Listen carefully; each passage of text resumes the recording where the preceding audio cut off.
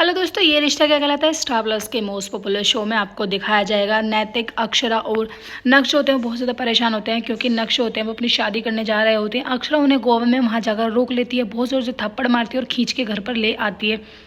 उसके बाद वो कार में बैठे हुए होते हैं, बहुत ज़्यादा परेशान होते हैं। अक्षरा कहती है कि कृष्णा की तरफ को गाड़ी लेके चलो। ये लोग कृष्णा पर पहुँच जाते हैं, जहाँ पर अक्षरा जो होती है वो कहती है कि हम घर वालों के सामने बात नहीं कर सकते हैं क्योंकि घर वाले भी इस बात को लेकर बहुत ज़्यादा परेशान हो जाएंगे। लेकिन अक्षरा जो होती है वो बहुत ज़्यादा टूट जाती है बेचारी, अपने बच्चे को इस हालत में देखकर तभी पूछने लगती है, कहती है कि डुगू ऐसे भी क्या इमरजेंसी आ गई थी और ऐसे भी क्या जल्दी थी कि तुम वहाँ पर शादी करने के लिए चले गए। नक्श जो होते हैं वो कहते हैं कि मम्मा मैं कुछ भी बोलूँगा तुम मेरी बातों का यकीन नहीं करोगे।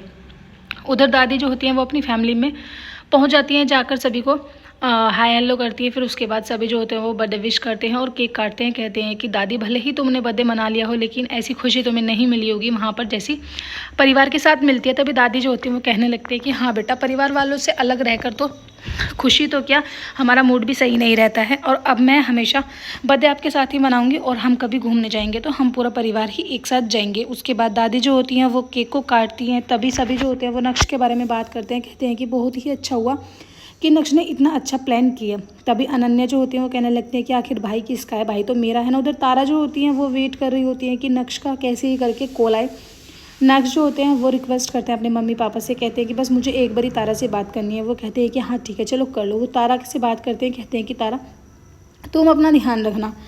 तभी तारा जो होती है वो बहुत ज़्यादा रो रही होती है। उनके संग्राम भाई जो होते हैं उन्हें वहीं पर लेने के लिए पहुंच जाते हैं। वो कहते हैं कि हम होटल आ गए हैं, हम भाई के साथ निकल रहे हैं। तारा जो होती है वो कहते हैं कि मेरी वजह से आंटी ने तुम्हें थप्पड़ मारा और इतनी बात बढ़ गई। तारा भी बहुत ज़्यादा इमोशनल हो रही होती है, वो भी परेशान होती है। उधर नक्श जो होते हैं वो अपनी मम्मा से बात बताते हैं, कहते हैं कि मम्मा आई लव हिम, मुझे बहुत ज़्यादा प्यार करता हूँ। और तारा के घर वाले जो है वो बहुत ही ज़्यादा डेंजर्स हैं, उन्होंने तारा का जो रिश्ता है वो कहीं पक्का कर दिया। तभी नैतिक जो होते हैं वो कहते हैं कि रिश्ता ही तो पक्का किया है, ऐसा तो नहीं होता कि वो एयरपोर्ट पर उतर कर ही बारात लेके वहाँ पहुँच जाते। तुम हमें आराम से भी तो बता सकते थे, हम उसके परिवार वालों के साथ बात करते, सोचते इस बारे में, लेकिन शादी करने की क्या जल्दी थी। नक्श होते हैं वो कहते हैं कि अगर मैं आपको बताता कि आप मेरी बात सुनते, पहले आप फ्रेंड बन के बात पूछ लेते, फिर उसके बाद आपका रिएक्शन जो होता है वो एक पेरेंट्स वाला ही होता है। सभी पेरेंट्स की यही बात होती है कि पहले तो बोलेंगे कि हम सब फ्रेंड्स हैं, हम इतने फ्रैंक हो जाते हैं कि आप हमें सब कुछ बातें बता सकते हो, लेकिन जब हमारा बात बताने का नंबर आता है आप लोग डेंजर्स वाले पेरेंट्स बन जाते हो। फिर तरह तरह के सवाल आप लोग हम पर उठाते हो। अक्षरा जो होती हैं वो कहती हैं कि किस किस चीज़ की आप मुझसे सॉरी बोलोगे, ये बताओ डुगू। तुम गोवा गए झूठ बोलकर, इसलिए मैंने तुम्हें गोवा में कम से कम 10 बार ये पूछा होगा कि तुम कहाँ हो, किससे बात कर रहे हो, किससे मिलने के लिए जा रहे हो, लेकिन तुमने हमेशा एक नया झूठ बोला। एक झूठ को छुपाने के लिए झूठ पर झूठ, झूठ पर झूठ तुम बोलते गए।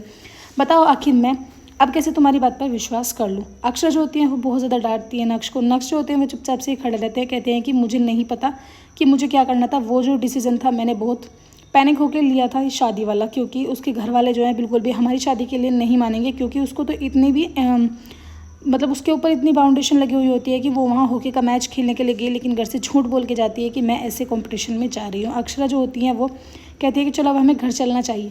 सभी गाड़ी में आराम से शांत माहौल में बैठे हुए होते हैं, सभी के सर में बहुत ज़्यादा दर्द होता है। ये लोग घर पहुँच जाते हैं। अक्षरा जो होती है वो कहते हैं कि क्या घर के सब मेंबर्स सो गए हैं। चिट्टी महाराज जो होते हैं वो कहते हैं कि आपने ही बोला था कि सबको बोल देना कि सो जाएं, हम लोग आने में लेट हो जाएगा। अक्षरा तो होती है वो नायरा को देखने के लिए चली जाती है। नक्श और नैतिक नीचे ही खड़े रह जाते हैं। नक्श होते हैं वो अपने रूम में जा रहे होते हैं कि नैतिक उन्हें रोक लेते हैं, फिर उन्हें बहुत ज़्यादा बुरा भला सुनाते हैं। एपिसोड की एंडिंग ऐसी होगी, आने वाले एपिसोड्स में आपको दिखाया जाएगा। अक्षरा जो होती है वो नैतिक से बताती हैं कि डुगू अपने रूम में नहीं है, वो मिस हो गया है।